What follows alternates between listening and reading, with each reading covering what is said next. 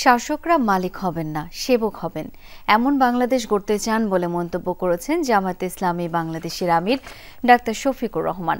সন্ধ্যায় মণিপুর হাইস্কুল মাঠে জামায়াতে ইসলামী বাংলাদেশ আয়োজিত বিশিষ্টজনদের সম্মানে ইফতার অনুষ্ঠানে যোগ দিয়ে এসব কথা বলেন তিনি।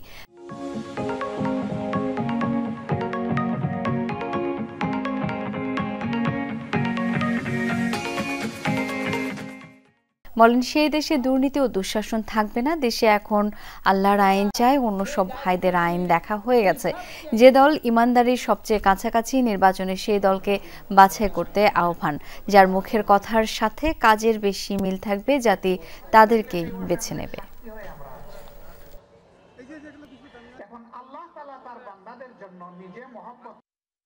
এখানে শাসকরা মালিক হবেন না, ইনশাল্লাহ সেবক হবেন।